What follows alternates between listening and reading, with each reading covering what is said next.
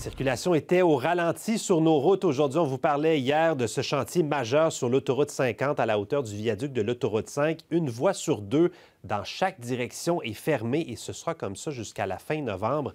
On accueille notre chroniqueur à la circulation que vous pouvez entendre au matin d'ici et à Sur le Vif. Bonsoir, Mario Duguay. Allô, Mathieu. Comment ça se passe aujourd'hui, là? Bien, ce matin, il faut comprendre que c'est la toute première journée où on a découvert comment ça se présentait et l'incidence là, sur la circulation.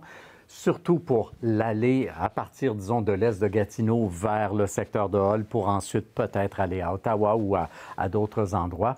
Et on a bien vu qu'il y avait une incidence, c'est-à-dire que les automobilistes qui ont d'habitude deux voies de disponibles pour filer vers des Allumettières ou Montcalm, en ouest sur l'autoroute Guy-Lafleur, se retrouvaient à devoir converger de deux à une seule voie. Et ça refoulait depuis au moins le pont des Draveurs, en plus de l'effet de la rentrée. Donc, beaucoup plus d'automobilistes qui refoulaient là, depuis, ma foi, dans la côte entre Montépaiment et la Vérandrie.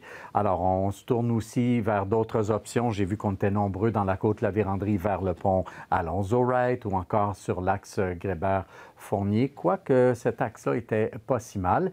Et si on voulait aller en est sur l'autoroute Guy-Lafleur depuis Montcalm ou encore des Allumettières, ce matin, j'entends, oui, ça allait quand même bien. Mais pour le retour à la maison en après-midi, ce soir, c'est beaucoup plus difficile depuis Montcalm et des Allumettières, alors qu'en sens inverse, ça va plutôt bien. Oui, on dit qu'il y a 39 000 automobilistes qui passent par là tous les jours, alors c'est quand même considérable. Du côté d'Ottawa, ça ressemble à quoi cette rentrée sur les routes? Alors, j'ai pas l'impression que les répercussions de ce qui se passe à Gatineau en ce moment, ces chantiers-là dont on parle, aient des répercussions à Ottawa.